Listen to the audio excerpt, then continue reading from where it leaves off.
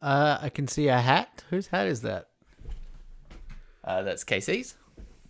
Try it on for me. I don't know. Do you think I'd look good in a baseball cap? I don't want it to look good. Okay, but you want me to put it on. Yeah. Yeah, that looks terrible on you. It actually doesn't look too bad. Little Patagonia action. Patagones. So, how is life, my man, my dude, good. my G? Well, cheers. Cheers, mate. New house, new you. New house, new you. New Yeah, dude. fresh looks. I love it, man. You look good. You look. You look like you're in a storage place right at the moment. Yeah, but, I'm in the office, which is where the majority of the stuff which doesn't have a home yet is currently sitting. But it's like this corner is all good. It's just the stuff you can't see. Whereas that corner is where all the pile of shit is at the moment. But that's the only part of the house which is a pile of shit. I'm thinking just over your right shoulder. I'm thinking just a framed, A5 deep fort. A5 is artwork. small. I think you want to go the other way. You want A3? A15. No, yeah. Because Doesn't an make sense, does A5 is half of an A4, so that's a very small frame, which I do. I just want to really, I want a I want stamp a postage that's stamp, just framed. Yeah. but a We should large do frame. postage stamps, by the way, dude. We Merch should. idea. Yeah, great. So, how many days have you're in a new place? New place. Moved on the weekend. We're recording on a Thursday. Tell me all about it. Oh, so it was. How does it go? It was pretty straightforward. It was just, tiring work. But I had been in the same house for 6.5 years. I've been in the same house since I moved to New Zealand.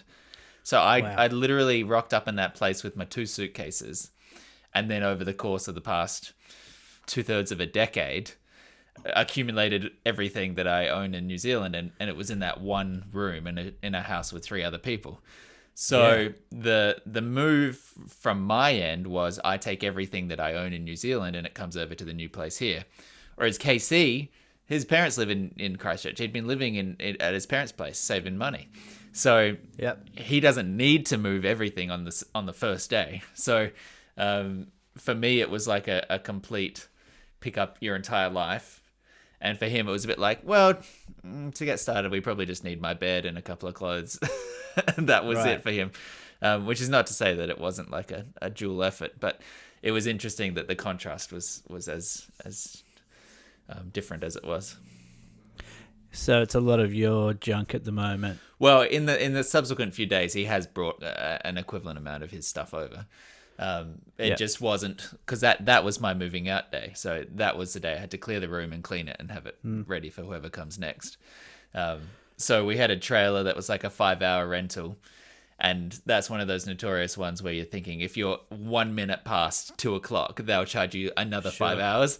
And in that period, we had to go to like 6 different places and pick up furniture that we'd bought and a TV and grab the beds and move my desk and like all this stuff and drop it off in the new place. So there was a little bit of like a frantic flurry on the Saturday. But then once that stuff was in, it was kind of just unpacking and easy. So it was pretty straightforward, just laborious. Yeah. Moving is notoriously like the most stressful thing. It's like the thing that everyone goes to for in terms of like as a stress example. So it wasn't too bad for you guys. No, it was pretty good. We had friends around on the Saturday night. So we were in a pretty good space in terms of we set up the lounge and got the TV going and had our bed there. And that was all you really needed. And then all of the piles of junk you could sort through over the next few days as we did. Cool. So how does it feel? It's good. It's interesting because as someone who works from home, one of the reasons that I'd been resistant to moving out for a few years, like or changing places, was I liked the dynamic of having other people there at the end of the day. The fear being that if I was just living in a place by myself, which I would have benefits in terms of more space and more privacy, I would also then be a complete recluse because I work from home and I'm not interacting with people. So it's been interesting this week getting a little bit of a taste of the different dynamic in that way where like obviously KC's going off to work during the day and comes back at night, but then it's just me. Like it is an empty house that is mine, and trying to work out the way that feels like my place, and also can be conducive to work, and also stop from going crazy is going to be like an ongoing process, I think. Yeah, I mean, I'm in a similar setup at the moment, just with COVID, just because Emma's working from home, and I go out and bring home the bacon, or bring myself home the bacon. She doesn't get my bacon. Bringing bacon from where you work. No, and she's a vegetarian, so so it doesn't work on two levels. Yeah, but I do. It is kind of funny because I mean, you're working from home. You are working, but does Casey come home and think, "Where's my dinner?" I mean, you've been home all day. Why isn't the house clean? I mean, these are conversations that I. It's definitely been something he's joked about already.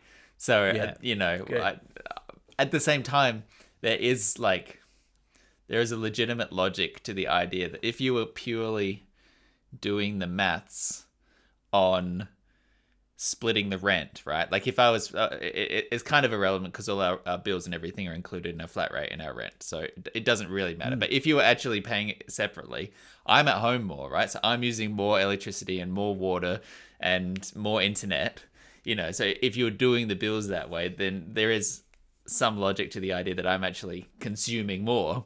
So shouldn't I then do more chores as compensation, or, shouldn't I pony up for the dinners more often? I think there's some logic there, and I've also thought about this about toilet paper. When you're living in a house with women, because women are using it for number ones and number twos, maybe number threes. Who knows? Who knows what they do? But by that logic, they're actually using more toilet paper, so the toilet paper shouldn't actually be split equally if you're counting how much you use it. Are you not using? I don't want to blame them for having a vagina, but it seems that's fair. It seems that you do. Are you not using? You never reached for a cheeky square on a number one? What would I be wiping? Well, like a dribble, just to tidy up at the end. Nick, are you being serious right now? Have you never wiped your dick after a piss? Not after a piss. But yeah, maybe after something else. Sure, after a shit, which if there's no beanies or socks nearby. Didn't catch that last bit. Oh, how can we? I've moved houses and we're still having lags. No, it was just a one lag. Okay. What did you say? What did you say? I don't know. God. Who cares? I'm actually thinking about changing my internet plan. Right. I'm not happy with Internode. If anyone's got any tips for who based in Victoria for internet providers, please let me know. Right off the bat, I put out a call out on Instagram. I said to people, we're recording an app. Yep. Email us. Shoot us a message with whatever you want. We've already got a hit, Nick. We've already got a hit. This has come from Ben Kemp. Yep. He wants us to do a fuck, marry, kill. Okay. You in? I'm in. This is just to get the juices flowing, the balls are flapping. All right, fuck, marry, kill. Owen Wilson, but he'll never say wow. Radiohead, but they'll never release Kid A, and a quiet feeling of dread. Or a feeling of quiet dread. Third one's a bit of a curveball. But... So when you say, but they never release Kid A, is that if you do anything to them? Like, what's the point of fuck, marry, kill is you have to assign something to all of them, right? Yeah. So regardless of what you choose, something is going to happen to them. Is that what the... Yeah, I mean, I don't think he's thought about this. What's the difference between fucking Owen Wilson and killing Owen Wilson if he's not going to say wow? Do you know what I mean? I mean, I don't think he's thought this through, to be honest. Sure. I think he's mixed games or mixed, fun. It's kind of like a word games. Like a would you rather but with a fuck, marry, kill in it. I mean, we got to take him at his question because we can't be rewriting his question. So let's just say his question was wrong, but we'll do it anyway. Okay. I'm really thinking about this. I mean, I think it's pretty straightforward. He's removing the best parts of those, Owen Wilson and Radiohead. Yeah, but he's keeping the best parts of a gentle sense of dread.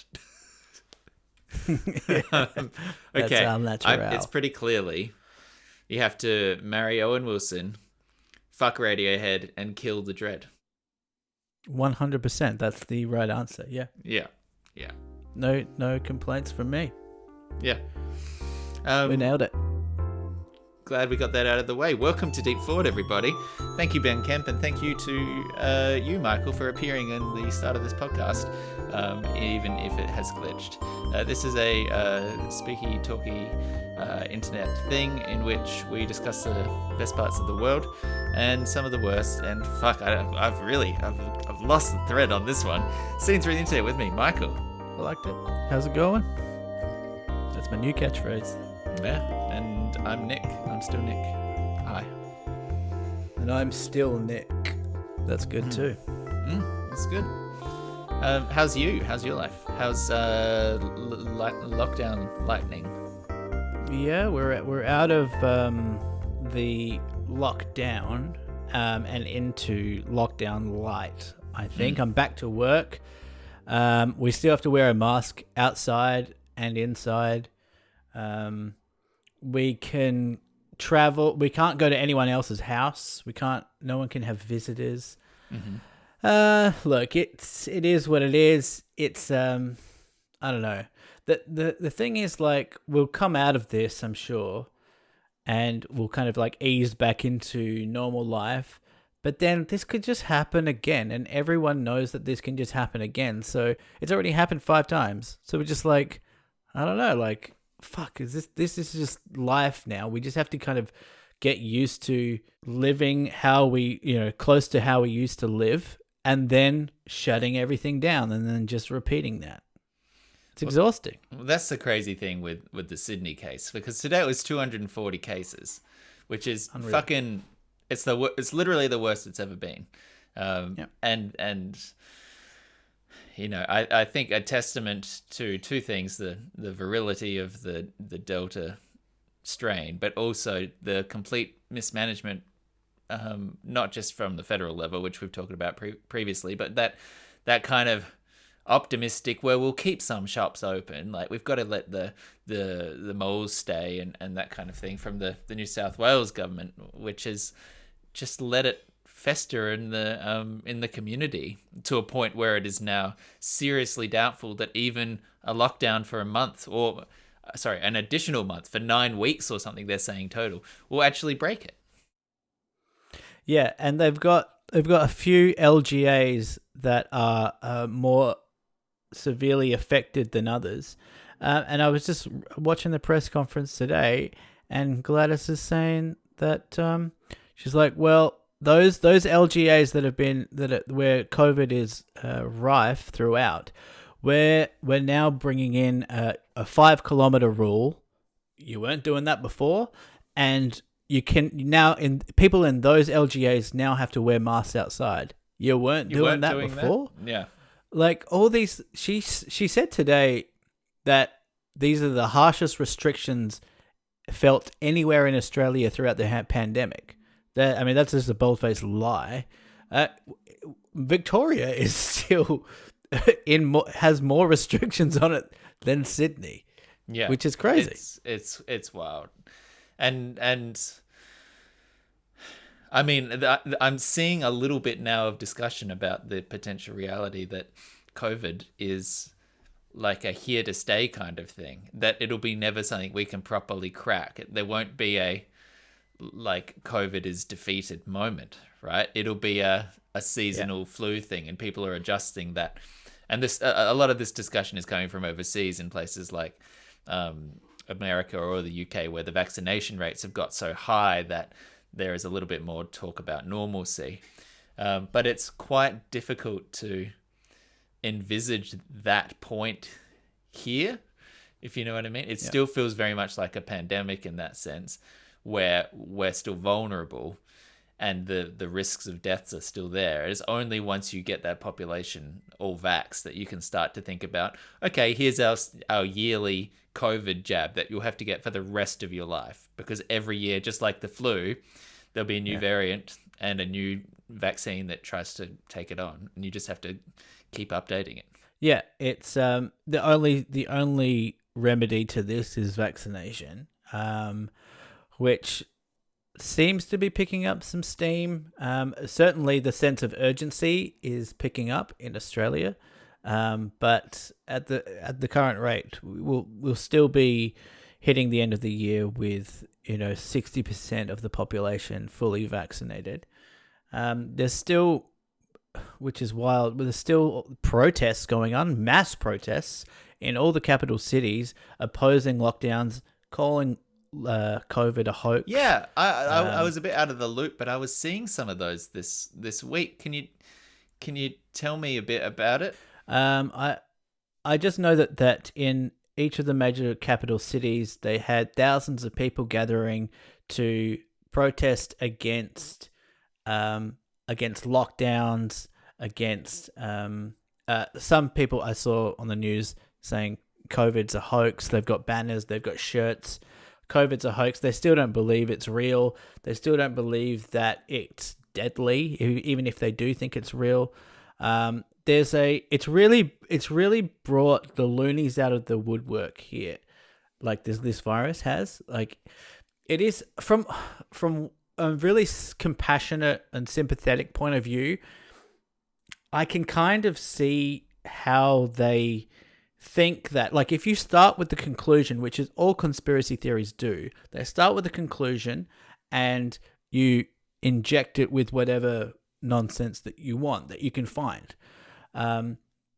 But these guys think that this is all part of some new world order, that governments are trying to, either governments have created the virus so that they can vaccinate you, and they're saying in order to travel, in order to do anything, you have to get vaccinated. And on top of that, you have to scan in everywhere you go. So in their minds, they're thinking the government is using this to track us. Like, you can kind of see how they get to where they've gotten, right? Sure. It's obviously bullshit, but you can kind of see how they made the leaps that they have made. And once they've already started to go down that path, I mean, it's a very slippery slope, as we've seen.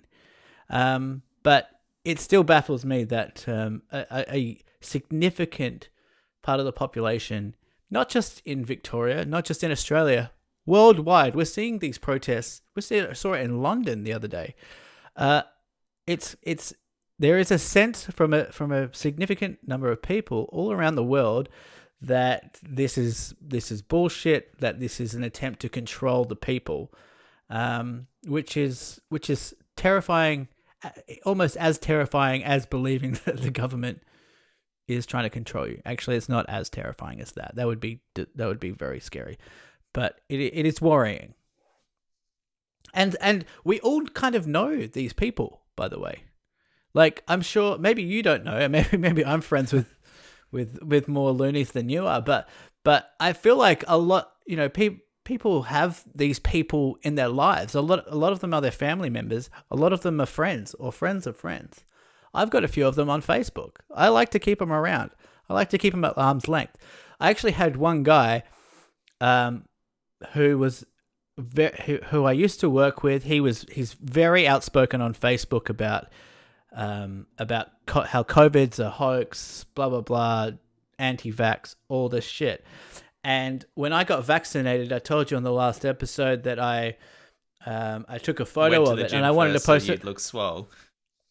Thank you for that. And I wanted to post it on social media. And in the back of my mind, I had this guy in the back of my mind when I was posting it, because I was thinking about posting the shot of me doing it, saying, something about, I thought it would have been funny. I didn't do this, but I thought it would have been funny if I just completely took like an anti-vaxxer, anti-COVID take, and I didn't end up doing it. But he actually unfriended me because I realized that I had posted a few things criticizing the government for their slow rollout on Facebook, and he unfriended me. This wacko unfriended me because I was anyway. The indignity of not being able to do the dirty yourself, that's got to have been gutting. Well, I like to pride myself on look, if I disagree with someone, and quite often I do, politically or whatever, I'm not one of these people that will be like, oh, I'm gonna unfriend that person because I disagree with them. I like to have those people around so that it helps me formulate my own argument. I don't like this idea. I don't like this idea of reinforcing my echo chamber. If anything, I want to expand my echo chamber. So I would never unfriend someone just because I disagree with them. I'll unfriend them if they, are racist. Maybe. I don't think, expanding an echo chamber is not really, it's still an echo chamber, right? It just means you've got more people in there saying the same thing to you. I think you don't want to be in the echoes. You don't want to hear any echoes is your metaphor, right? Well, you want to be in an anechoic chamber. I don't know what that is. I just laughed because I wanted to sound smart. Okay. What's that? Is that something to do with anacondas? It's one of those spiky wall sound padding rooms where there's no echoes and the only sounds that you make get absorbed by the walls around you. You've seen those testing chambers where they. Do you know what I'm talking about? No. Like a studio, like a studio thing, studio. Except like in a scientific grade where if you stand in it, you can't hear any external noises. So the only thing you hear is like pumping of blood in your own body, right? Like internal sounds. Sure, but I want to hear other people's voices as well. Sure. Okay. I guess I was taking your metaphor to the logical step, which is that you're not hearing any echoes. Like that's the whole point. Anyway, doesn't matter. Sure. It was a little bit laboured, even Skype issues notwithstanding. I get what you're saying, and it's fair. But I guess my point is that like you're not going to not have an echo chamber on social media. You just are. That's just the default. You're in it as soon as you enter Facebook, you enter an echo chamber of some degree. Yeah, and the algorithm directs that stuff specifically to you based on your previous activities as well. So it's designed to echo. Sure, and for that reason, I strongly disagree with wackos unfriending me because I'm speaking my mind. I don't unfriend them. I listen to them. Well, this gives you the moral high ground though? So take this as a win. It does feel good. It's rare that I get the moral high ground these days. So yeah, it feels good. Speaking of jabs, I'm booked in for mine next week. I'm getting the Pfizer on Thursday. Fizzy. So do you think you're better than me? Do you think you're better than me because you're getting Pfizer and I got AstraZeneca? It's like, is there a little bit of a class thing going on here? Because I feel like there's a class thing going. I don't know. We'll see what reactions I have to it.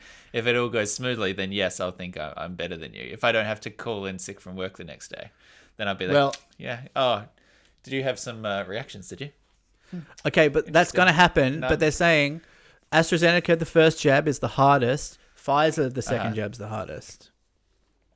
Okay, so don't come to me. Come to me after, when are you going to get your second jab then? 3 weeks after. So you'll be fully vaxxed before me. Yeah. That's annoying. Damn. Lost that high ground. Oh well. Tangent, but something important I wanted to bring up. Our friend Jude, who's been a listener of the podcast for many years, who is based in Westport on the west coast of New Zealand. We're sending out our love and thoughts to her because Westport flooded in some pretty torrential rains recently, and her house was completely flooded, and a lot of tragedy befalling that town, though the silver lining was no deaths, I believe, in the as a result of the flood, but hundreds of houses and families displaced from it. So we're sending our love out to you, Jude, and hope that things look up. That's devastating and terrible, and I was just going to send my best to Jude, even though we've never met. So is it good grief time? So good grief on SBS On Demand. I'm assuming you've got a ton of people messaging you saying that they love it. I've had a few people telling me that they hate it, but I kind of I deflect negativity these days. You know, I'm too old for that shit. I appreciate that.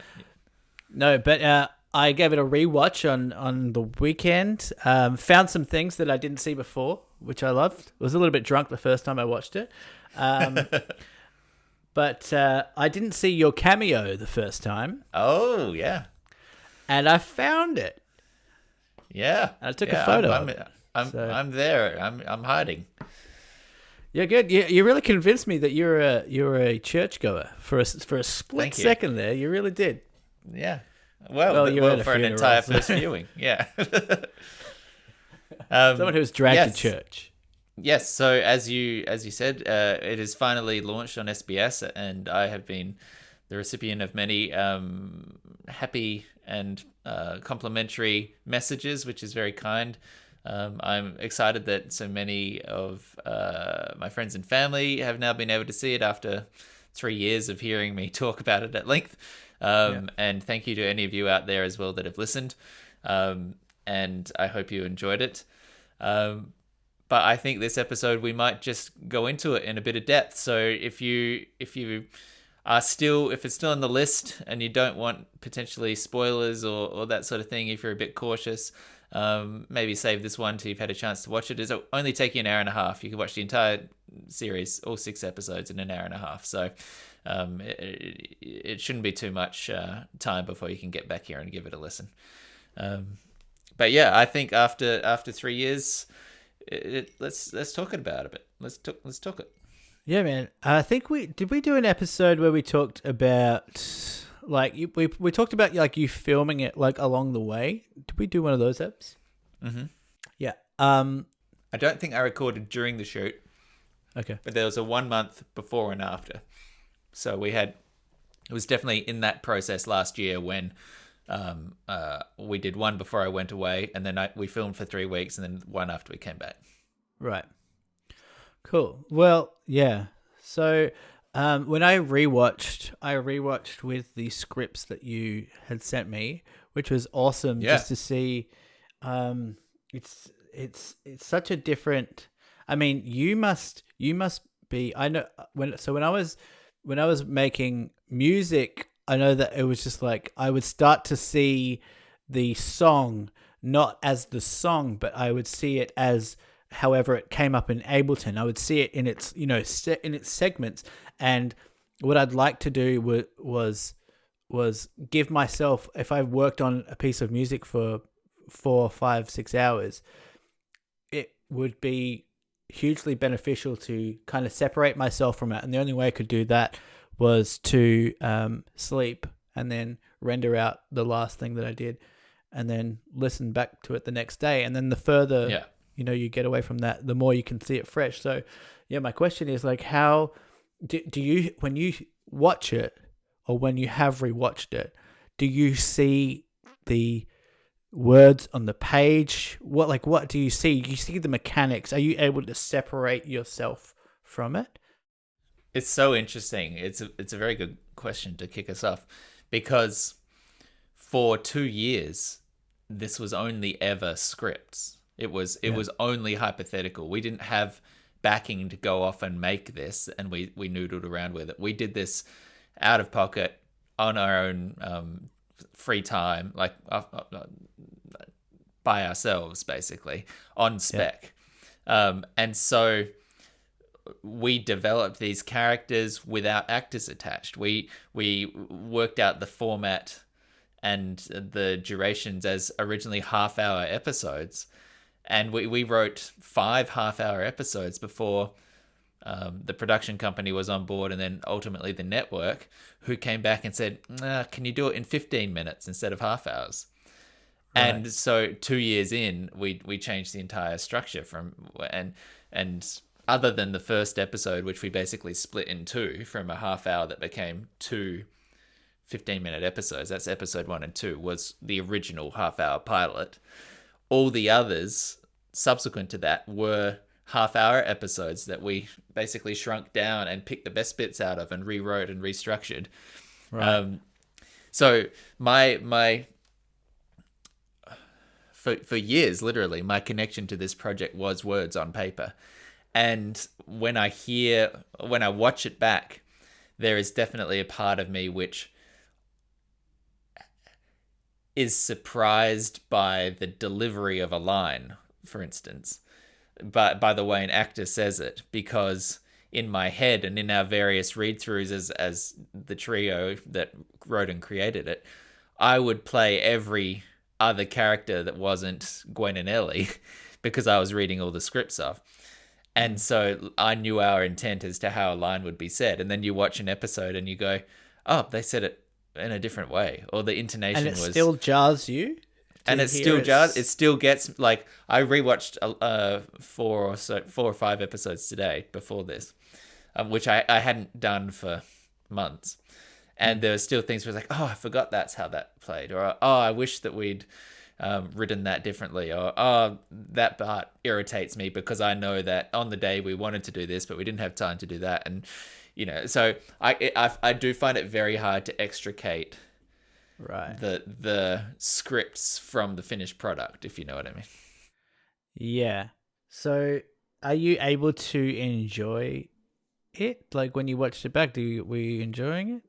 Yeah, I was. I think like any creative process, if you've made something, it's very easy to just see the things you want to change or that you wish were different.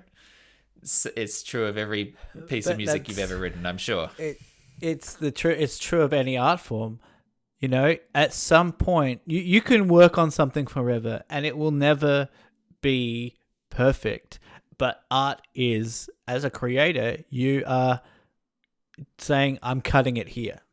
This is where I'm cutting it. And that's what it is.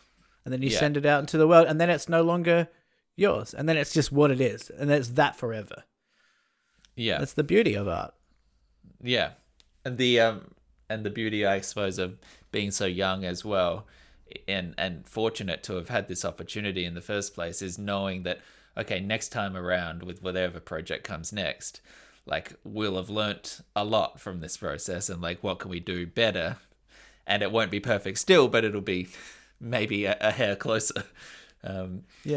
But the answer to your question is, yeah, I do enjoy it, and there are definitely there are still to this moment, to this day, moments that make me laugh out loud because I think it was so well filmed or so well acted, or you know, like I still get impressed by the caliber of many of the components of this show.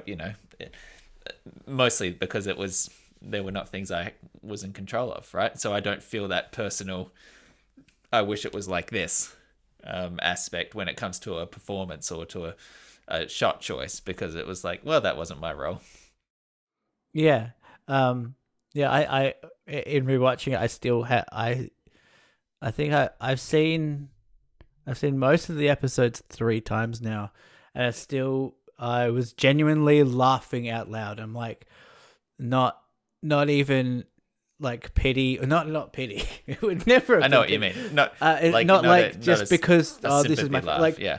I was like detached. Like, I was detached from the fact that it was you, and then would remind myself that, oh, my friend made this. You know, one of my favorite lines. I don't know why, but both times I saw this joke, it's made me laugh.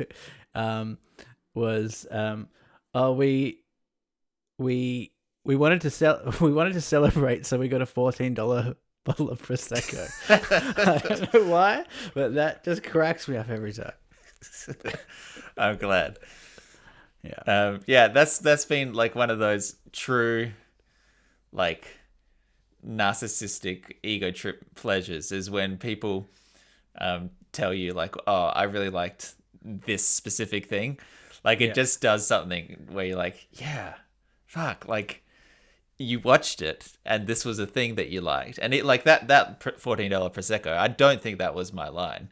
No, by the way, like, I butchered the line. It was, we really appreciate you, so we splashed out and got a $14 Prosecco. Splashed out. Hilarious. Yeah. But like, I enjoyed that as like as someone who was there when that line was, created but wasn't mine. Like I'm not so connected to my work to need it to be about something I created. Do you know what I mean? Like it's just complimentary to me to know that any part of what that show was made people laugh or came together in a way that pleased people. So sure. It's really just the and it's specificity not like you're of having part someone say it. And it's not like it's like still the three of you. It's like the brains trust is three people who were already like-minded and thought, similar or had the same creative impulses. So yeah, it would feel like all three of yours in that sense. Yeah, absolutely. And the process, of course, at a certain point, once you are in production and you're casting people, the ownership of those characters disappears from the writers and enters the actors' hands. And that's when some of the pleasures start to emerge, because all of a sudden you get to see the person on screen realized and interpreted in ways that you'd kind of hoped it would be, but didn't know it could be. So when you see Sophie playing Sharon and just embodying this ditzy but lovable, well-intentioned but ludicrous kind of figure, and you're just watching her knock it out of the park every time, there's a thrill in that process when it comes off the page in such a satisfying way. How much time do you spend on like the names? Like, do you like? Does it take ages to find the right name? Because I imagine that it would just be like, I don't know. In my head, when I was watching it on the weekend, I just thought like, it's like naming your kid in a way. Like they have to like live with this name, and names mean so much. They actually convey quite a lot, and the name matters. So like, do you spend a lot of time on like those incidental details? Yeah, and you're right, because in some ways in real life your name informs defines who you are. you. Yeah. And yet when you're writing it in a script, it's even more so.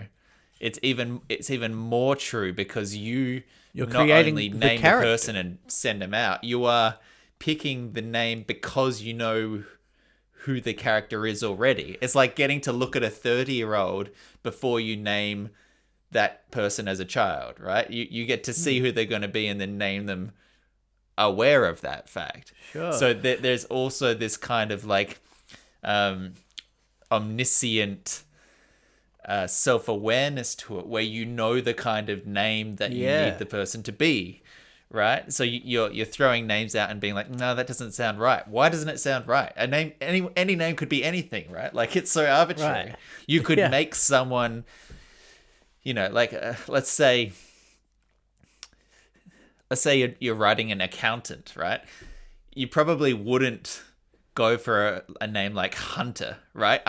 Hunter is the kind of name that has associations where it's like, oh, you're the the footy player, or the, I don't know, real estate agent or something. You've got different connotations, but you don't see the meek, nerdy accountant Hunter, right? Like, but the thing is though, you sometimes do, like, because you don't want to name your accountant.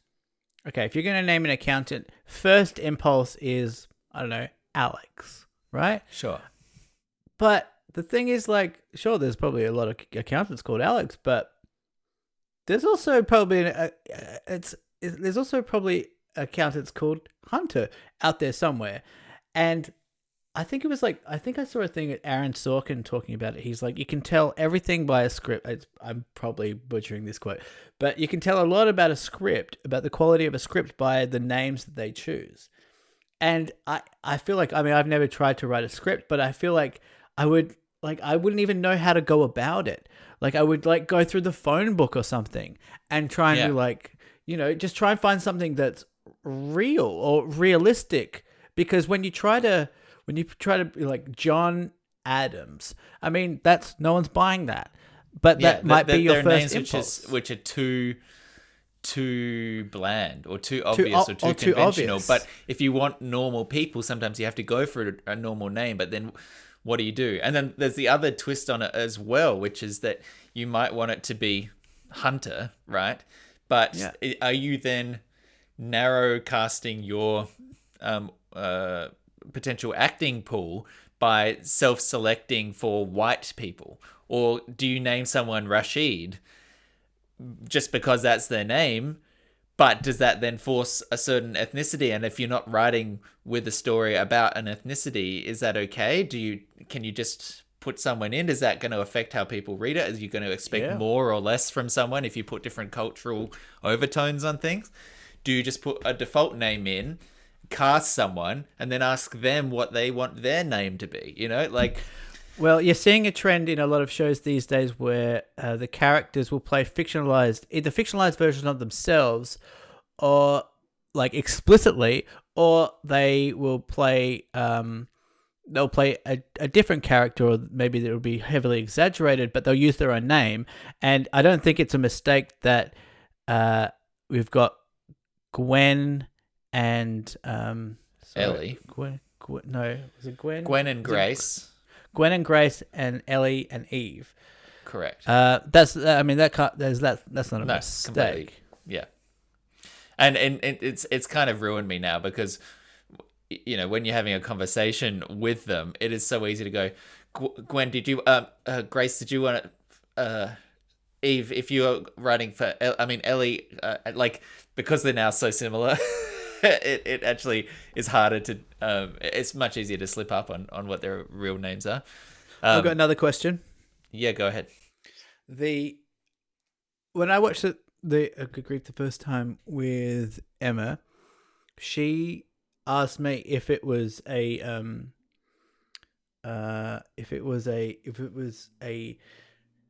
like a adolescent show, and just because there wasn't any swearing. As in, what's the target demographic? Yes, and then in the final episode, there's a cunt and a fucking cunt. Well, there's also a cunt in the first episode. There's a cunt in the first 5 minutes because Ellie gets fired for calling a kid that falls out of the tree, "You little cunt." And that's what gets her out of the job. So it's right there at the start and it's right there at the end.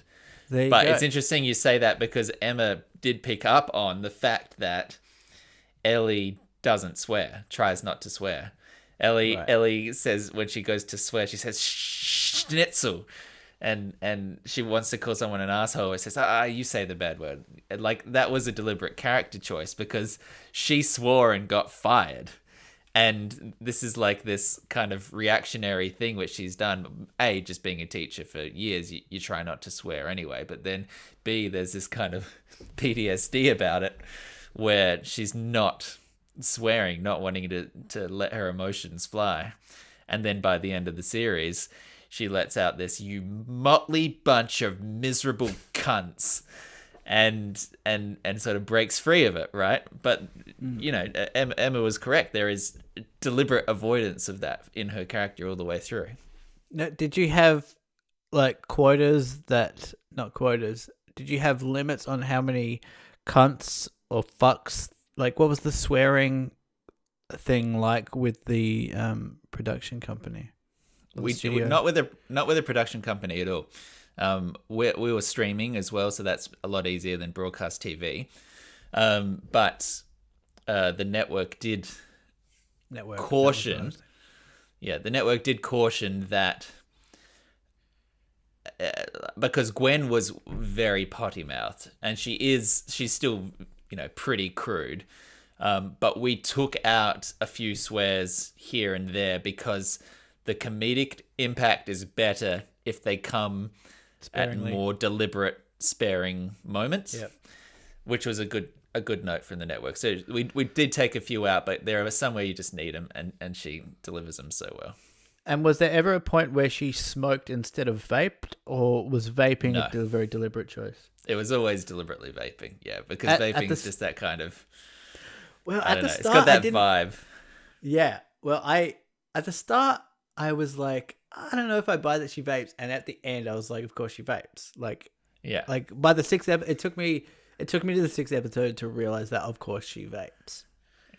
I'm glad that this was something that was like an ongoing question for you. Just I can't wait to see where this vaping thing goes. Well, okay, because vaping always intrigues me in shows and movies, because vaping is such a choice, and it's such a modern choice, and sometimes I will get distracted by the fact that it's like this is an attempt to appeal to like a modern demographic or a modern audience. Do you know what I mean? Yeah. There are some things as well which are difficult. This is a bit of a tangent. I take your point about the vaping thing. There are some things which on screen still feel a bit cringe or still feel a bit hard to buy into, even as a modern audience member. One of them, which is a very kind of tricky thing to know exactly how you want to play things, is texting. Texting on screen, like everyone texts, right? You and I all day when we're messaging each other, messaging our partners, it's silent, right? I'm not saying anything. I'm looking at a screen and off it goes, right? My phone's probably on silent too. So all you might get, if you're lucky, is... Right, but then you want to do the clicking. And then that is actual communication and serious communication. You can be talking about quite legitimate things. Did you want to put in an offer for that house? I just got laid off today. Like, you can have significant conversations, dad's in the hospital, that will come across in text form, right? But television and stage to a certain extent, and film, that it's a verbal medium, right? Like, and you can do some visual stuff, but it is ultimately structured around dialogue. Right. And knowing how to translate this modern era of into a compelling TV show is a really difficult challenge. And then how do you and how visualize... do you display it? Yeah, because you'll see shows which they put the bubble up as a graphic on screen, and you see the bloop, bloop, bloop, bloop, dot, bloop, and that's a visual choice. But then you're making that choice and breaking realism a little bit, because if you want to be a grounded show or a realistic show where people are behaving as humans, which is something that we really strive for, obviously there's some flexibility in what reality is in this world, but for the most part, we really tried to ground these characters as human beings, all of them. The moment you go bloop and put a big visual effects bubble on the screen, as a viewer, you are pushing that reality away a little bit. You're taking slightly, but legitimately, you're interrupting that.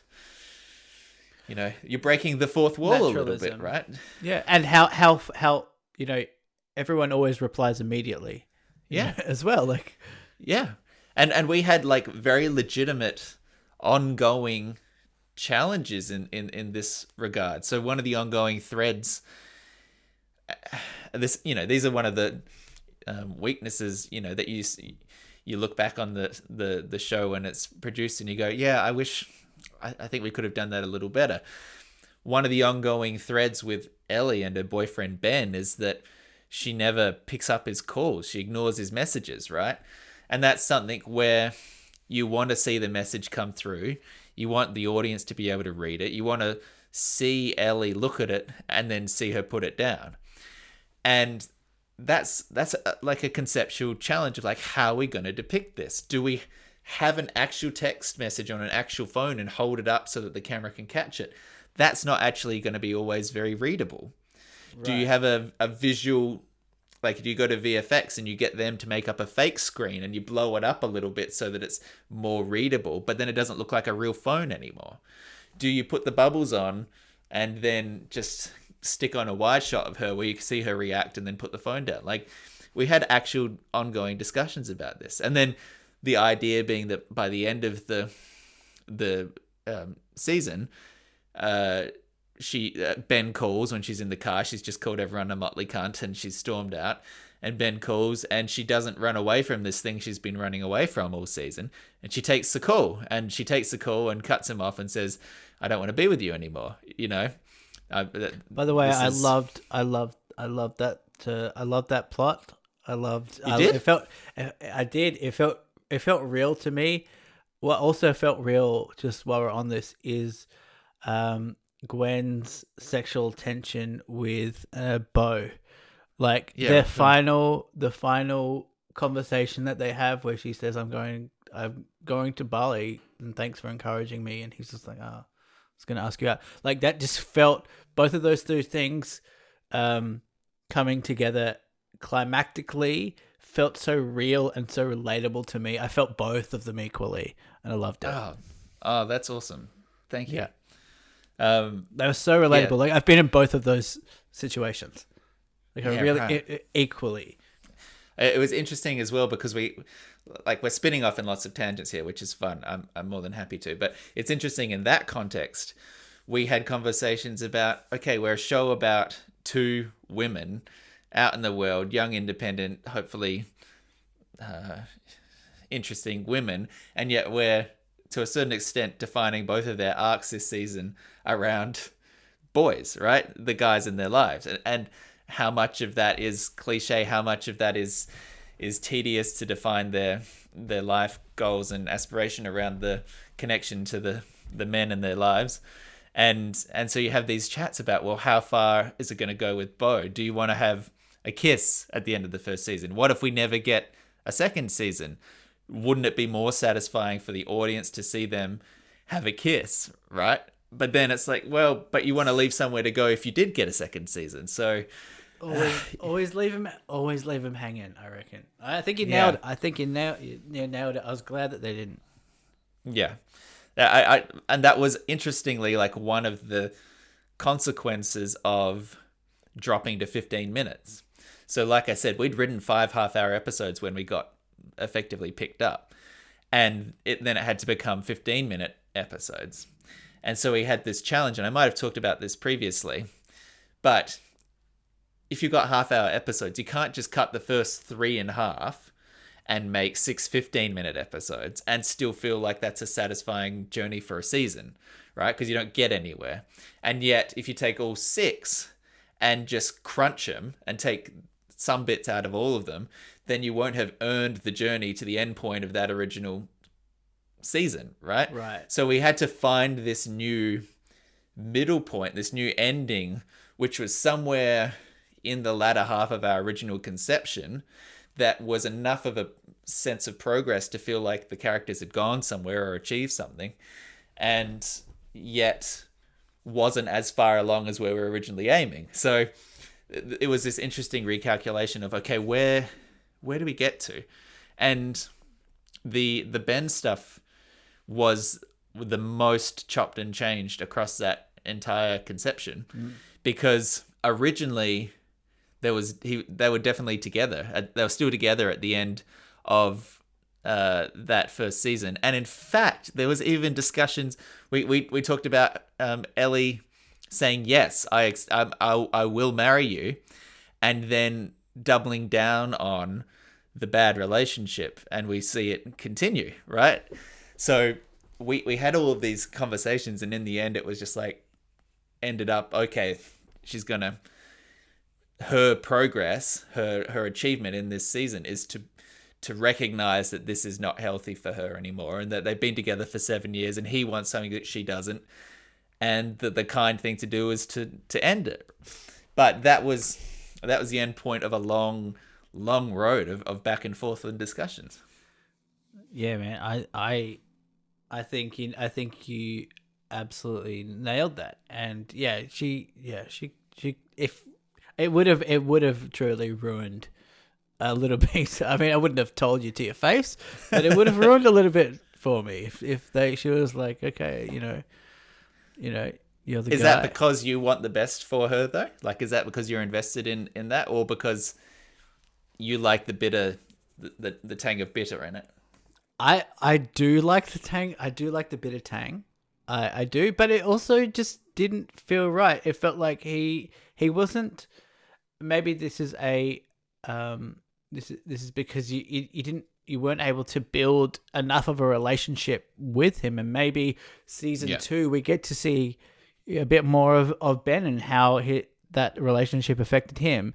But in season 1 and what we have, it wasn't enough. It didn't feel right for her. It didn't feel. I don't know. It's a gut feeling. I know. That's how I can describe it. And gut feelings are reality. Yeah. Well, it's interesting as well right. Because I'm curious whether or not.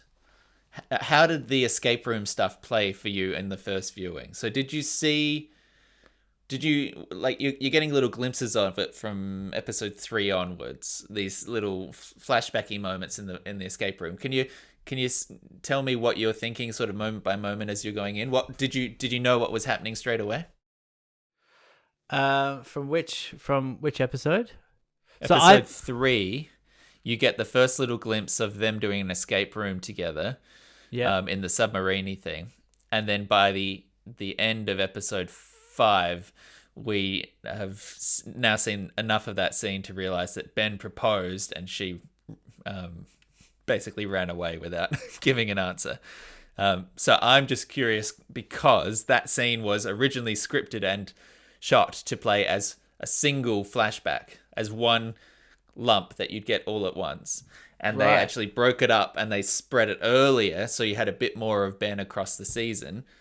And they put it in pieces as a little bit of there's been something going on, so that maybe you understand there's something on Ellie's mind a bit more. But I'm just curious whether in that first glimpse when you saw it, you're like, oh, he proposed, or whether it took you a little while to work out what the hell was going on with these flashbacks. Yeah, I don't think I registered that he proposed, to be honest. At all. You must have registered it when he was on one knee. Well, yeah. I mean, I'm trying to think back, because I watched 4, 5, and 6 the most recently, so I'm trying to think back. I don't. I think I didn't when I was watching the back third or the back 3 episodes, I wasn't thinking in my head that this is a guy that had proposed. I was thinking this is a guy that was wanting to devote his life to this girl who wasn't sure of what she wanted. Interesting. So you didn't think that the giving her a ring and being down on one knee was a proposal? Well, I didn't register it. This happens all the time, by the way, with shows and movies. Sure. I might miss crucial details like this, but honestly, it didn't register to me. I certainly wasn't conscious of it when I was rewatching the last 3 eps. Oh wow! I'll be watching the whole thing through again, and each time I'll be looking at it through a different lens. Yeah, right. Yeah. Wow, how fascinating. Okay. I'm not. I mean, as we know, I will skim read emails. Sure. And I do actually kind of find it hard. This is kind of why I'm not into the Avenger movies. It's because it's all narrative, and I'm certainly not saying that that that good grief is all narrative. But what I'm saying is that I do kind of sometimes struggle with the narrative element, like following the narrative of things. Yeah. I'm more attuned to the relationships. Yeah, or the experiential moments. Exactly. So I do often miss out on narrative elements, and it's by no means due to poor writing. No, I wasn't taking it personally. I was just very interested. Yeah, that's cool. Well, I'd be curious to know what anyone else out there who watched, whether you immediately pegged the escape room as a bad proposal idea, or whether or not it was a little bit of a growing surprise as the season proceeded. If also, you had Ashley Olsen had autism. Another one of my favorite lines. That's not what it was. Actually, no, an aneurysm. Yeah, Ashley Olsen had an aneurysm. Ashley Olsen. That was a very fun. I do remember that call, trying to think up dumb vocal warm ups. So Ashley good. Olsen had an aneurysm. aneurysm. Was that a youism? Oh, I can't remember. I hope so. I think there were so many others pitched. I think Michelle Obama has a llama. Michelle Obama has a llama was definitely definitely there. But maybe we can use that again. I was there in that chapel for the DJ set and for Dean's Josh's vocal warm-ups, and watching him do multiple takes of Tim from Tool Time. Ashley also had an aneurysm. I love that. Like Tim the Toolman Taylor. Tim the Toolman Taylor. Watching him do multiple takes of that, it was fucking unbearably funny. Like, you were sitting there in the pews and you got to be deathly silent, and it was just like squirming with all of these people next to me. Just he's an interesting actor, face. man. Like he's like so perfectly cringe in moments, like hard, like David Brent, like level. Like it's like, oh god. And it's like good. When he's doing the I think it's episode 5, when he's doing the warm ups, when he's installed the spotlight. Yeah. And he's doing those warm ups. It's like they're so like, it's so awkward and uncomfortable to watch that it's like perfect. Like, I'm trying to think. I'm over analyzing every kind of moment, like thinking just because of my proximity to you and knowing and hearing you speak about it, I'm like imagining you behind the camera basically all the time. Yeah. And in that particular scene, it's like, I'm just thinking, this guy is being so like raw and honest about how cringy he can be. Like, he's being embarrassing on purpose and not just like, oh boy, like I, put a bucket on my head. It's like he's being like kind of real in how embarrassing. Like, this is actually him, but he's doing it for, like, I don't know. Yeah, no, I do know what you mean. You are, that's an element of trust, I suppose, is that the director and the camera team and everyone there and the actor all have to trust that it's a safe space, right? Like, I'm in no way an actor, but one of those things you do hear actors say in interviews is feeling like they had the space to play or the space to fail or the space to try things, right? And you totally get it, because you've got to be able to go out there and be, and we script these things. We script these things where it's like vocal warm-ups and you don't know who you're going to cast at that point. And we could have found someone who was actually, from a theatre background, who was I suppose more of a ham, someone who, a little bit bigger, a little bit more, just that OTT. Sort of cringy theatre type, OTT. But it would have flown too close to the sun, I think. If you go that way, then you are heightening the world too much, and we really wanted the world to feel grounded.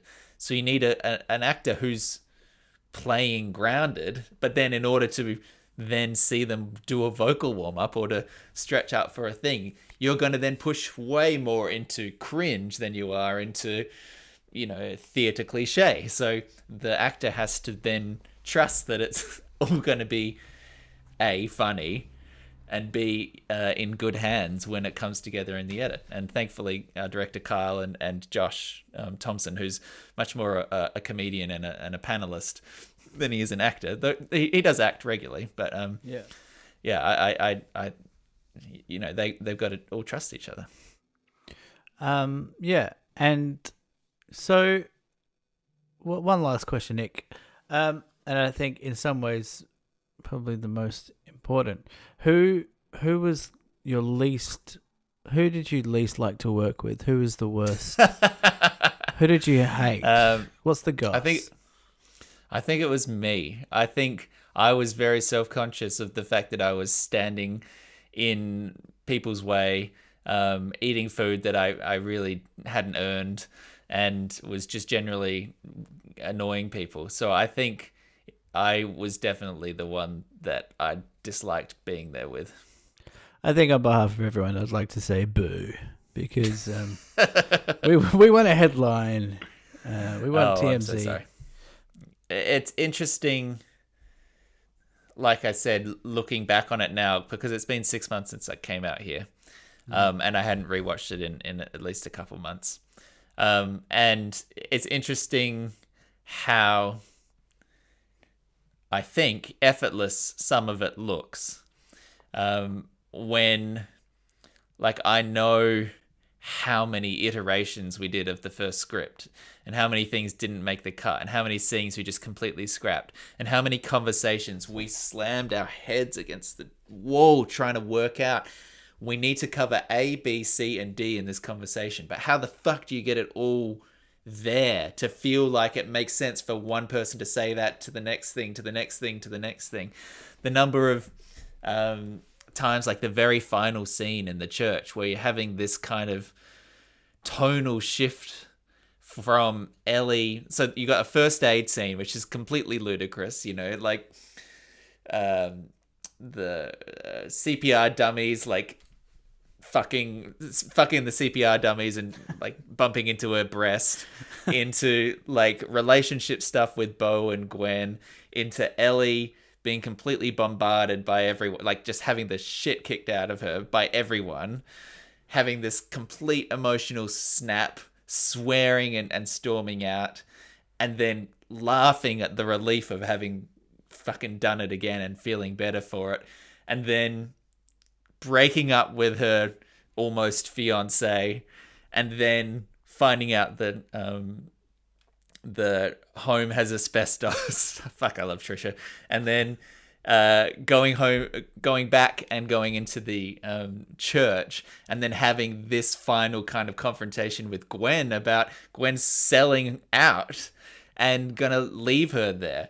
And so this like emotional roller coaster of like, how the fuck do we just manage the tone of this thing? And arguably, maybe some people would say it doesn't even really flow that well. But that final scene where you're trying to have these conversations, which is everything from like this pent up relationship stuff, which Ellie never told Gwen about the proposal, and never told her that she broke up, and yet it's looming over that entire conversation. There's the grandfather element of the legacy, and do we hold on to this thing? And Gwen's trying to go to Bali, but she's also stolen the card to pay for the flights, and there's this betrayal, and there's a love you, and then there's a punch, and just like all these elements, and we just bashed our head against the wall. And then you sit back and you watch it 6 months later, and you go, yeah, that worked. Well, that's the idea, though, isn't it? Like, it's like you want to be the duck that's furiously paddling underneath the water and gliding on the top. Like, like I think you can. I mean, hearing from you, I get a sense of that, but like, that's it does on the surface of it look like smooth sailing, and that's how you want it to be. Yeah, thank you. No, it's just Can I just ask one more It's just interesting question? with the distance. Yeah, go ahead. And this is just like a real nuts and boltsy kind of question. Yeah. You were saying before how you know the characters and the arcs are going on this curvy roller coaster. How do you map it out? And are you kind of like mapping out? We want to hit this point here and this point here, like emotionally and in terms of tone. And how do you mathematically divide that into words? And then, like, are you hitting this on page 3 and then this on page 5? Like, how are you like kind of devising it by time and working out where you're going to hit the notes in terms of, and also working out at what point in the show this is going to be? Yeah.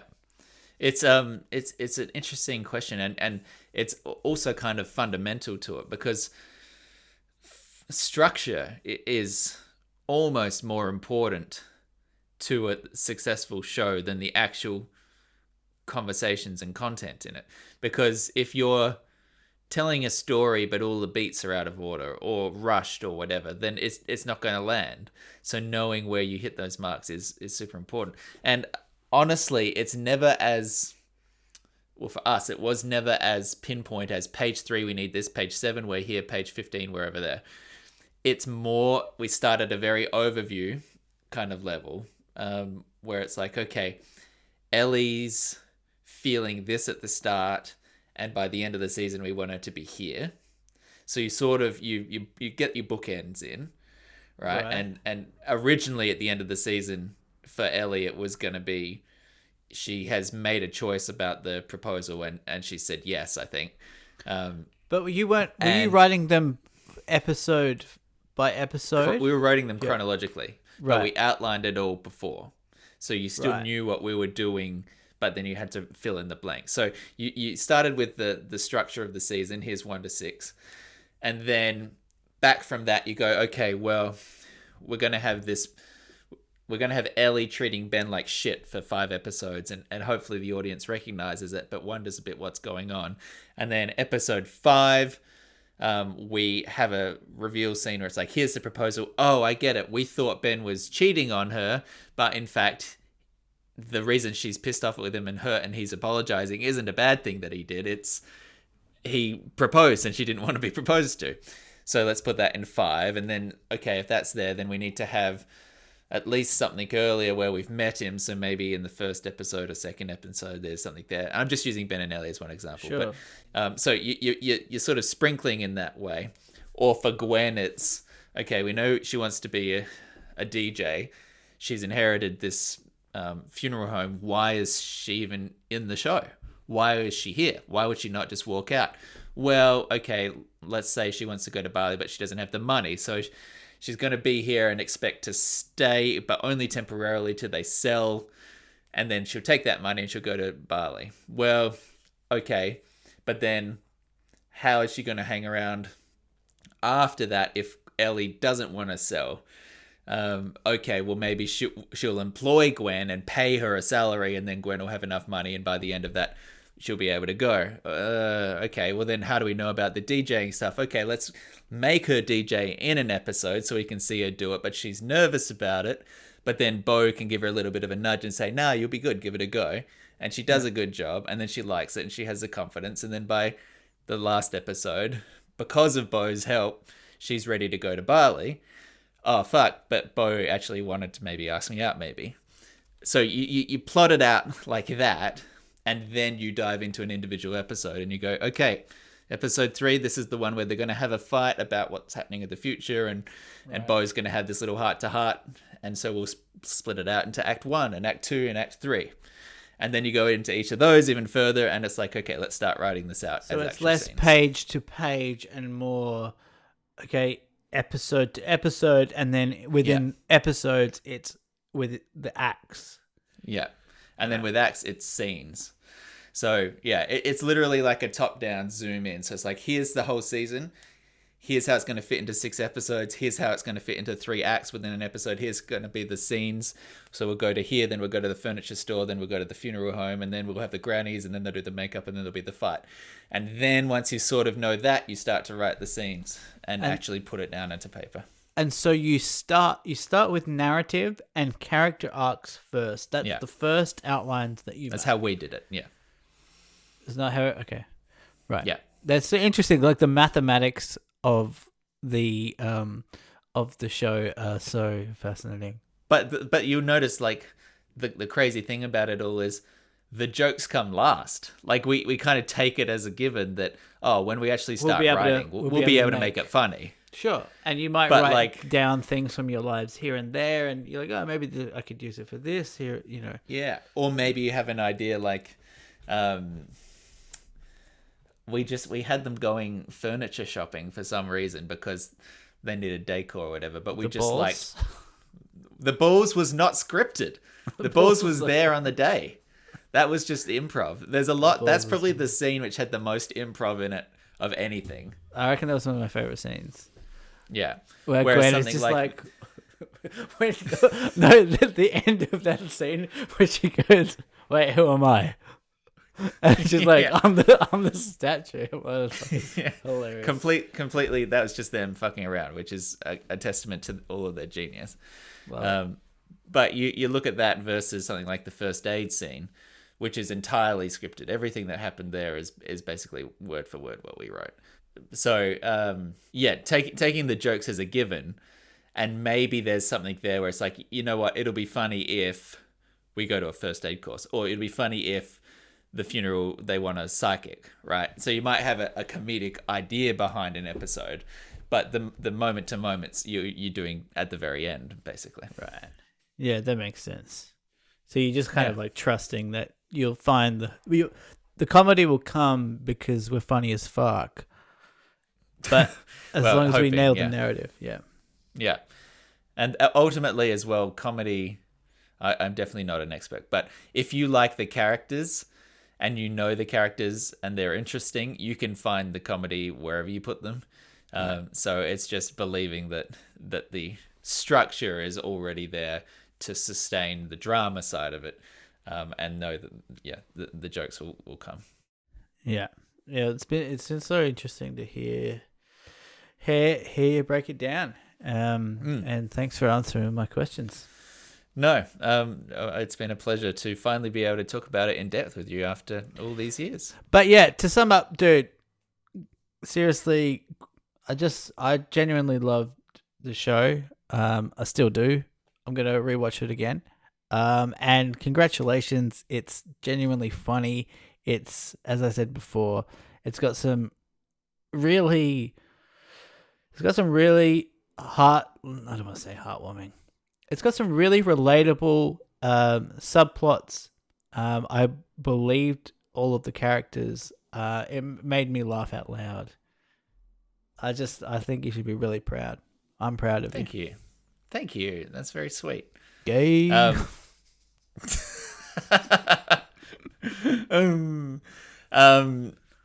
On SBS On Demand, they're saying this will be available until sometime in 2024.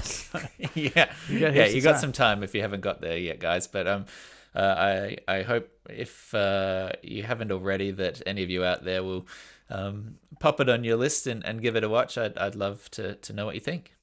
Good queef. Check it out. Damn, you might have watched a different show now that I'm thinking about it. If you've enjoyed listening to us talk, well, we've got great news. There is plenty more out there in the world, and Michael is ducked off to the bathroom, but he's trying to do it quietly, so we'll see whether or not we can hear anything on his mic. You can find more of these episodes in your podcast feed. If you're there, please give us a 5-star rating. It supposedly helps. And head to deepthought.podbean.com if you don't have a podcast player. You can also find us on Facebook, on Instagram, on Twitter, on SoundCloud, and you can catch... Oh, I need to put that jingle from last week on SoundCloud. You can find us all there and keep in touch with us and send your emails and questions and comments and feedback to deepthought@gmail.com, and we will be delighted to answer them. So we'll catch you there. I came back just in time. Missed the outro. You did. Which is my least favorite part of this podcast. Okay. Since we're talking media and TV shows you should watch, why don't we add something else on the list with a bit more recommendation engine? Get the keys. Okay. I'm sticking with that. No, I like it. I was more that I was not sure you were paying attention to what I was saying. I was getting up my Rex. Okay.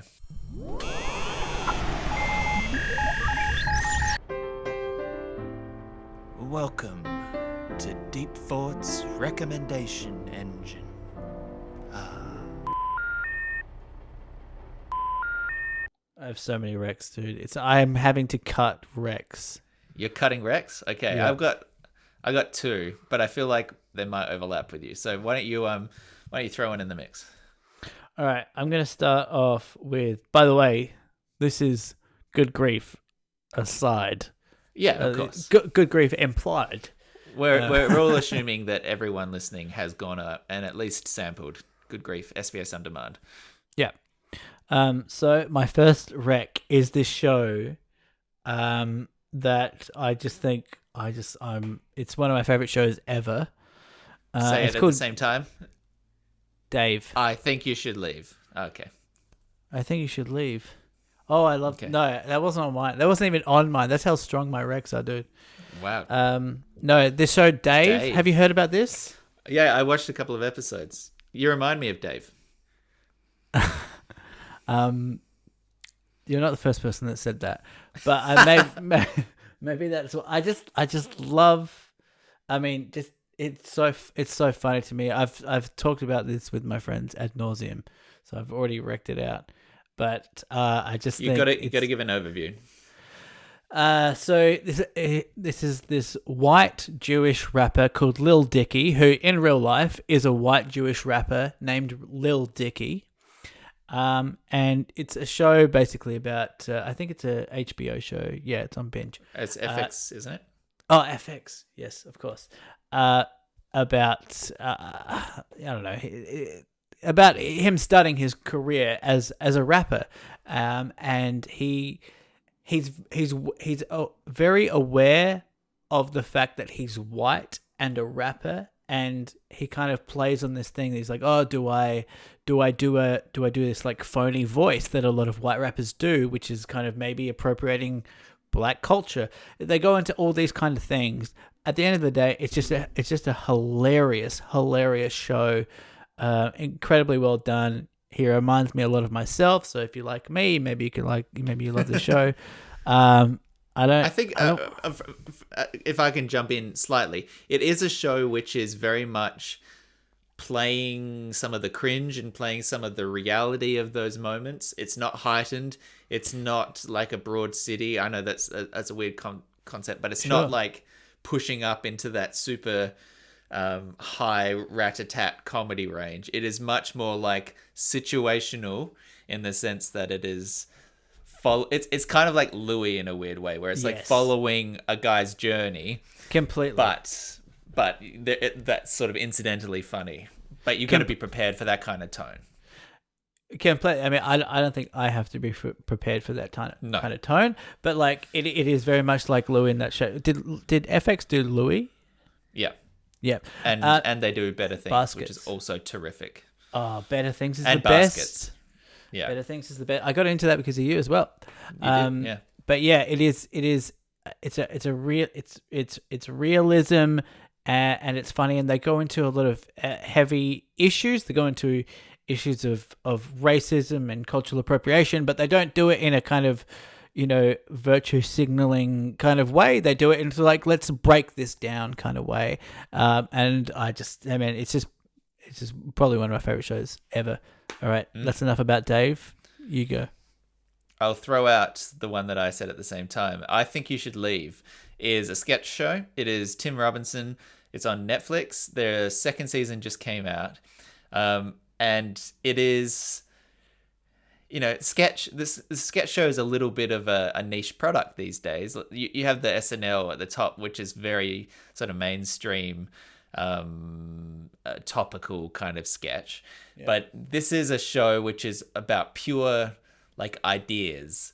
Yeah. And it stars it's super surreal, and it's also this guy Tim Robinson, who was a writer on SNL, but has such a strange point of view on the world, but also performance. He's either someone who did a terrible thing and is pretending he didn't, or someone getting irrationally angry about the stupidest stuff. And those are his two modes.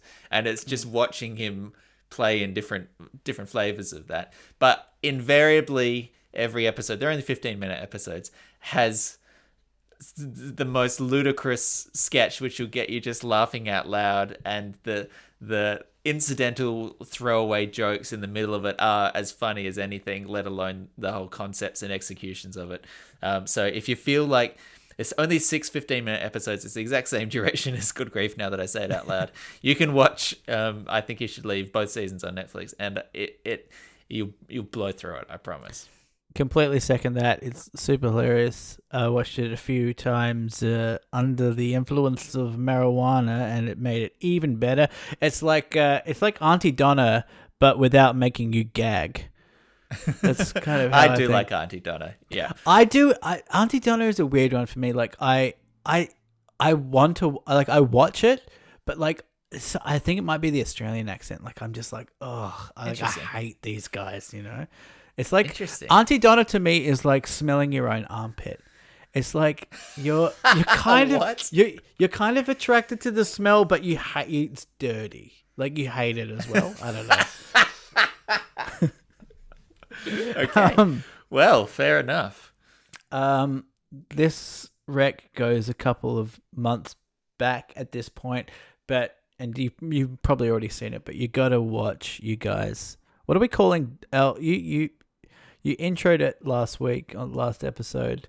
Fight deep forters or something. 40s or fighters, fight heads. 40s. You know what? Bo Burnham's Inside is just a piece of absolute genius. You've probably already seen it. I reckon this is like the type of people that are listening to this and are friends with us have already seen it. Have you seen it? Yeah, but I was very late to the party in the sense that I had wanted to see it basically since it came out, but just knew I needed to dedicate like a good solid chunk to watch it, and just life got in the way a bit. So I literally only watched it probably 2 weeks ago. And even with all the people telling me I needed to watch it, I still found it very satisfying, very catchy, very compelling. It is a stand-up special recorded during the pandemic by Bo Burnham, who was basically stuck in his house like everyone else was in America, and going slowly insane, just going actively off the rails in a not scripted, not even comedic kind of way at times, but having quite a legitimate mental breakdown. Yeah, I mean, he's certainly got some mental issues, and I have since I'd watched 8th Grade, which is a movie that he directed, and I absolutely loved that film, but hadn't really put that together with his comedy. And then I watched Inside and was completely blown away, and have since gone back and watched all of his specials, and I'm just completely convinced that he's a genius. Even at he's a year younger than me, which is devastating to me. But I think it is a real masterpiece, this Inside. The most impressive thing about it for me is just knowing, we have dabbled in the comedic musical comedy, here in Deep Fort every now and then, right? Yeah. And knowing, even at our amateurish level of production, how much time and effort you can sink into something musically, and also then to try and make it lyrically or comedically potent as well is so difficult. And every single one of his musical performances in this special is so strong, just like in a vacuum. Like you can just take one of these little nuggets and be like, this is a perfect 7-minute YouTube video that someone could have put up, but it's part of this oeuvre of 90 minutes worth of art film and meta filming yourself filming and and all of the failures and the fucked up takes, and he gets halfway through a song and stops it and says, "Nah, we'll do it again." Gets all the way through it, and you're like, "That was fucking brilliant." And then he goes, "Oh, I'll do one more." Incredible. It's very it is literally an auteur work in a way that very few things that are called auteur works actually are, because it's just him. Yeah, absolutely. You said that better than I could. What's your next rec? Well, that was it. I was gonna do Inside, and I think you should leave. Okay. But you throw some out, and I'll see if there's anything else lingering. I just have one more, which is This Way Up, which is a show by Aisling B. Aisling B. Aisling B. It's a show that I think is on Stan in Australia, but this is just another show that I've loved. Is that the one with Sharon Horgan as well? I'm not sure. I imagine so. But it's I mean, firstly, Aisling B is just the most. I don't know. I'm just completely in love with her, to be honest. It's ridiculous, but she's so funny. She's so charismatic. Her show, again, it's one of those shows that is just kind of following one person, and putting them into relatable situations and seeing how they react, and they're a little bit messed up inside. But she's just released a second season, and they're 6 episodes apiece each season, and it's just another great show. Yeah, I think I could have actually Googled in the time you're talking. This Way Up. It's called This Way Up, if I didn't say that already. Yeah, you did say that. Yeah, it is. It's the one that has Sharon Horgan, and Sharon Horgan, who was fantastic herself in the show Catastrophe with Rob Delaney. Did you ever watch Catastrophe? Yeah. I watched a couple of episodes, yeah. Yeah, you should definitely watch all of that. That is fucking fantastic. She plays her sister. She's amazing as well.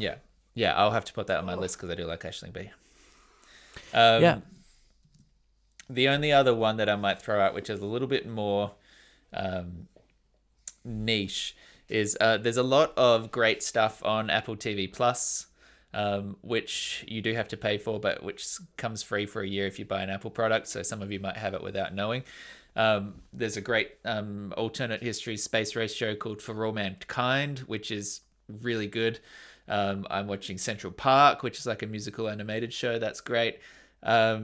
Ted Lasso is very good fun and positive. Now, You'll see a lot of Ted Lasso, a lot of hype around Ted Lasso, and I tried to watch it. A lot of hype. And it was like, was it good? It was like, I don't know, it's just like so cutesy to me. It's like, it's kind of like, what's that show with Kristen Bell? Good Place? Good Place. It's like, I don't know, it's like cutesy, man. Like, I don't know. Is it funny? Good Place connection. It is funny, but it becomes funny. I retained some of your skepticism in the early episodes of Ted Lasso. Where I was a bit like, I don't know what tone or sincerity I should bring to this, and whether it's playing at like a Disney cartoon level or whether it's playing at like that's it. Yeah. An Office comedy kind of sitcom level, or like or is it Scrubs, because the guy behind Scrubs is also one of the producers, and just trying to work out where it lands. And to be fair, I think they're trying to work that out a bit as well. But by the end of it, I think the character stuff comes through to a point where you're quite invested in it. So sure. I'm a big Sudeikis fan, so he's lovely, and there's a lot of good buzz about him as well, being actually a sincere, genuine, awesome human being, which is really reassuring. But the one I was actually going to throw out is called Mythic Quest, which is... watched the first episode the other day. Oh, you did? Yeah. It's from some of the team behind It's Always Sunny, and some of the team behind Community, Megan Gans, and has Danny Pudi and Charlotte Nickdow, an Australian comedian, and Rob? No. Rob. It is Rob. I was getting mixed up with AP Bio because that's Glenn Howerton. But no, Rob McElhenney in this video game office, this development studio. And even if you don't care about video games, it is a very funny, very fast rat-a-tat comedy self-aware kind of show, which can suddenly pivot into very sincere quality drama as well. And my dad, I put my dad onto it recently, having just finished the second season, and he's raving about it, having no context for video game development at all, just enjoying it on the face of it. And is angry at me that I didn't tell him to watch it earlier, actually, because he was like, why did you not think this would be something I'd like? And I guess because I'd assumed that the video game aesthetic was going to put people off a little bit.